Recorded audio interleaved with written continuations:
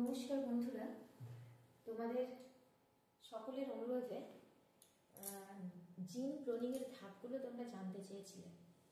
তো চলো একটা গল্প বলি। জিন মানেই তো ডিএনএ। ডিএনএ কিন্তু আত্মা। আত্মা মানে কি? দেখো, আমরা কিন্তু পরপর জেনারেশন আমাদের বৈশিষ্ট্যগুলোকে সঞ্চারিত করছি শুধুমাত্র এই ডিএনএর জন্যেই। তো জিন ক্লোনিং কিভাবে হয় সেটা শুরুর আগে একটা ছোট্ট জিনিস বলি তোমাদের, বেশ মজা লাগবে। মনে করো তুমি আর তোমার বন্ধু হাটে গেলে বা কোথাও গাছ কিনতে গেলে, দুজনেই একই ব্যক্তির থেকে একই চারা গাছ কিনলে এবং যে যার বাড়িতে এসে বসিয়ে দিলে। বেশ কিছু মাস যাওয়ার পর তুমি দেখলে তোমার বন্ধুর গাছটা বেশ সুন্দরভাবে ফুলে ফলে ভরে উঠেছে, বেশ মোটা সোটা হয়েছে। কিন্তু তোমার গাছটা তুমি যতই জল দাও না কেন বা পরিচর্যা করো না কেন, সে কিন্তু ঠিকঠাক করে বৃদ্ধি লাভ করতে পারেনি। তখন তোমার মনটা তো খারাপ। কি করা যায়? কোনো চিন্তা নেই, এসে গেছে জিন টেকনোলজি। সেই টেকনোলজির মাধ্যমে কিন্তু তোমার ওই রুগ্ন গাছটাও বৃদ্ধি লাভ করতে পারবে। কিভাবে? তাহলে তোমার বন্ধুর গাছ যেটা খুব ভালো করে বৃদ্ধি লাভ করলো, সেই বন্ধুর গাছটা থেকে কোনো টিস্যু অথবা কোনো কোষীয় অংশ ল্যাবে নিয়ে চলে যাওয়া হলো। তারপরে কি হয় সেটা আমি তোমাদের বোঝানোর চেষ্টা করছি। সেই কোষে যে ডিএনএটা বসে আছে, সেই ডিএনএটা দেখো বার করে আনা হয়েছে এবং সেই ডিএনএ বা জিনের অংশটাকে রেস্ট্রিকশন এন্ডোনিউক্লিয়াস, আণবিক কাঁচি, আমরা কাঁচি দিয়ে যে কোনো জিনিস কাটি, তো এই রেস্ট্রিকশন এন্ডোনিউক্লিয়াস এমন একটা বায়োলজির বন্ধু। অনেকগুলো এরকম আবিষ্কার হয়েছে, তার মধ্যে একটা নাম আমি লিখেছি, যেমন মনে করো ইকো আর1। ইকো মানে এটা অ্যাসচেরিচিয়া কোলাই ব্যাকটেরিয়া থেকে সংগৃহীত হয়েছে এই আণবিক কাঁচিটা। তো এবারটার কাজ কি? এবারটার কাজ হচ্ছে ডিএনএ কে টুকটুক করে কেটে দেবে ওর পরিপূরক বেশ অনুযায়ী। তো দেখো ডিএনএ কে টুকটুক করে কেটে দিয়েছে। কেটে দেওয়ার ফলে কি হয়েছে? ও ওই অবস্থায় আপাতত বসে আছে। এবারে কি করব আমরা? কোনো একটা ইকোলাই ব্যাকটেরিয়ার আমরা সাহায্য নেব। ইকোলাই ব্যাকটেরিয়ার দেখো নিজস্ব ক্রোমোজোম আছে, তাছাড়াও অতিরিক্ত ক্রোমোজোম থাকতে পারে। সেই অতিরিক্ত ক্রোমোজোমটাকে বলা হয় প্লাজমিড। তো এরকম একটা আদর্শ প্লাজমিড হলো পিবিআর 322। বিখ্যাত বিজ্ঞানী বলিভার, বি মানে বলিভার, আর মানে রডরিগেজ, এনারা আবিষ্কার করেছিলেন বলে এনাদের নামানুসারে এটাকে বলা হয় পিবিআর 322। তোমাদের মনে প্রশ্ন জাগতে পারে যে পিবিআর 322 আর ইকোলাই নিয়েই কেন বায়োটেকে কাজ চলছে? তার কারণ এই দুটো জিনিসই কিন্তু আমাদের অ্যাভেলেবেল, খুব কম ব্যয়ে কাজটা করা সম্ভব হয় এবং খুব তাড়াতাড়ি এখান থেকে আমরা রেজাল্ট পেতে পারি। সেই জন্য এই দুটো নিয়ে বর্তমানে কাজ চলছে। তো এর পরের গল্পটা দেখো কি হয়। পিবিআর 322-এর অনেকগুলো পার্ট আছে, অংশ আছে। তো তার মধ্যে একটা অংশ দেখো এখানে ল্যাকজেট লিখেছি আমি, একটা অংশে লিখেছি দেখো অ্যাম্পিসিলিন আর টেট্রাসাইক্লিন। মাথায় আর লেখা আছে, আর মানে হচ্ছে রেজিস্টেন্স, মানে প্রতিরোধী। মানে অ্যাম্পিসিলিন বা টেট্রাসাইক্লিন এই অ্যান্টিবায়োটিক যতই দেওয়া হোক না কেন, এদেরকে কোনোভাবে কিন্তু ধ্বংস করা যাবে না। আর এর অবশ্যই আর একটা ভাইটাল দিক আছে, সেটা হচ্ছে অরিসি, মানে এর একটা রেপ্লিকেশন বা প্রতিলিপিকরণের উৎস আছে। ডিএনএ কিন্তু একটা মজার জিনিস আছে, নিজের প্রতিলিপি নিজে বানিয়ে ফেলতে পারে, সেই জন্যই তো সংখ্যাটা অনেক গুণ হয়। তো এবার আমরা কি করব? দেখো সেই আণবিক কাঁচিকে আবার ডাকলাম, ভাই আয় না।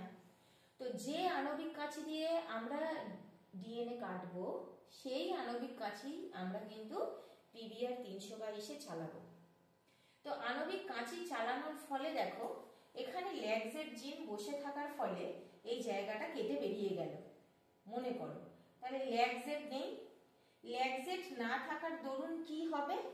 ল্যাকজেট ওপেরনটা তোমাদের যেদিন আলোচনা করব আমি, আরো ভালো করে ক্লিয়ার হবে। ল্যাকজেট বিটা গ্যালাক্টোসাইডেজ বলে একটা উৎসেচক সংশ্লেষ করে।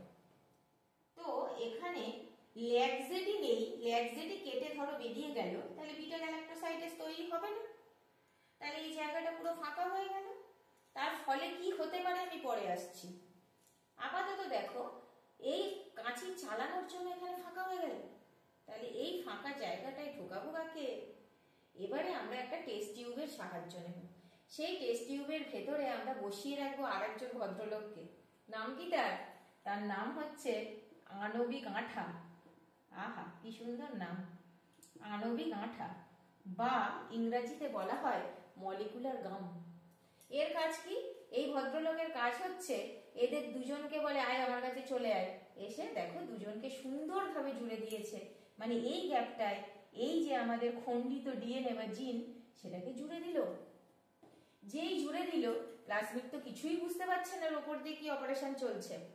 এবার আমরা প্লাজমিডটাকে আর একটা ইকোলাইয়ের শরীরে ঢোকানোর চেষ্টা করব। এখন প্রশ্ন হচ্ছে ঢোকাবো কি করে? আমরা তো ইকোলাইকে বলতে পারি না, ভাই তুই দুভাগে ভাগ হয়ে যা, তোর শরীরে আমরা প্লাজমিড ঢুকিয়ে দিই। নিশ্চয়ই তার জন্য কিছু পদ্ধতি আছে। কি সেই পদ্ধতি? আছে হচ্ছে ট্রান্সফরমেশন। তো ইকোলাইয়ের কোষ পর্দাটাকে আমাদের ফাঁক করার চেষ্টা করতে হবে, না হলে এবারটা ঢুকবে কি করে এখানে? তো ফাঁক করার জন্য ইকোলাইকে আমাদের দেখো লিখেছি কম্পেটেন্ট করতে হয়। মানে ইকোলাইকে আমরা এমন একটা মাধ্যমের মধ্যে রাখবো যে মাধ্যমটায় 100 মিলিমোলার ক্যালসিয়াম ক্লোরাইড, এটা তোমরা কেমিস্ট্রিতে পড়বে বা পড়েছো হয়তো, 100 মিলিমোলার ক্যালসিয়াম ক্লোরাইডের মধ্যে আমরা ইকোলাইটাকে রেখে দেব ঠান্ডা হতে। কিছুক্ষণ রাখার পর এটাকেই আবার আমরা 30 থেকে 40 ডিগ্রি সেলসিয়াস তাপমাত্রায় হিট করব। তার ফলে কি হবে? ইকোলাই বলবে, ভাই আমি খুলে গেলাম, তুই চলে আয় আমার শরীরে। তখন এই প্লাজমিড ইকোলাইয়ের শরীরে চলে যাবে, মানে কোষ পর্দা নমনীয় হয়ে যাবে। এইভাবে যেতে পারে। এছাড়াও আরো 3-4টে প্রসেসে ইকোলাইয়ের শরীরে কিন্তু প্লাজমিড ঢুকতে পারে। তো আর একটা প্রসেস কি বন্ধুরা? কনজুগেশন। দেখো ব্যাকটেরিয়ার নিজস্ব ডিএনএ রয়েছে, যখনই প্লাজমিড এর শরীরে যাওয়ার চেষ্টা করছে তখন এখানে একটা সংযোগ নালী তৈরি হয়ে যায়। সেই নালীর মাধ্যমে কিন্তু ওই প্লাজমিডের অংশ এর শরীরে চলে যাবে, এবং চলে গেলে কি হবে? তখন এর শরীরেও কিন্তু আমরা দেখতে পাবো নতুন করে আর একটা প্লাজমিড তৈরি হয়ে যাবে, যেটা এতক্ষণ ছিল না। এছাড়া ইলেকট্রোপোরেশন, মানে ইলেকট্রিক শক দিলে ইকোলাইয়ের পর্দাটা খুলে যাবে। এছাড়া লাইপোফ্যাকশন, লিপিডের থলি দিয়ে আমরা যদি এখানে চাপ দিই তাহলেও এই ইকোলাইয়ের পর্দা কিন্তু নমনীয় হয়ে যাবে প্লাজমিডকে ঢোকানোর জন্য। এবার কি হলো? তাহলে প্লাজমিড দেখো একটা সুন্দর বাড়ি পেয়ে গেল। সেই বাড়িতে ও এবার তাজিন করে ওর সংখ্যাটা কিন্তু বাড়িয়ে ফেলবে। দেখো পরেই সেই ছবিটা দেওয়া হয়েছে। প্লাজমিড এই যে লাল অংশটা রয়েছে, এই লাল অংশটা মানে নতুন যে ডিএনএটা আমরা করতে চাইছি, সেই ডিএনএ সংখ্যা কিন্তু সুন্দরভাবে বেড়ে যাচ্ছে।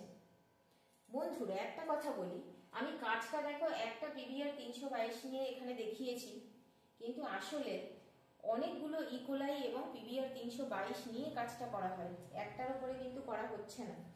তাহলে অনেকগুলো ডিএনএ দেখো তৈরি হয়ে গেল। তাহলে ডিএনএ ক্লোনিং কিন্তু হয়ে গেল। এবার এই অনেকগুলো ডিএনএ কে আমরা ঠিকঠাক করে খাওয়া দাওয়া করাতে হবে, মোটাসোটা করাতে হবে। কাজ করবে কি করে? ডিএনএ গুলোকে বলবো, ভাই চাপ নেই, চল খাবার দিয়ে দিচ্ছি। এই 11 জেল, যেটা কিনা 11 বলি আমরা, এই 11 জেলের মধ্যে আমরা এই ডিএনএ গুলোকে ঢুকিয়ে দেবো। ডিএনএ গুলো কি করবে? এই 11 জেলে প্রচুর পরিমাণে নিউট্রিয়েন্ট আছে, মানে পুষ্টি আছে। সেই পুষ্টি নিয়ে এরা ফুলে ফেপে উঠবে। তাহলে ডিএনএ গুলো পুষ্টি সমৃদ্ধ হয়ে গেল।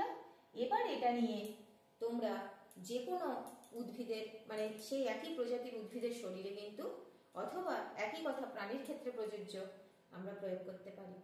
এবং এইভাবেই কিন্তু ইনসুলিন প্রস্তুত করা হয়, যেটা বর্তমানে হিউমুলিন নামে পরিচিত।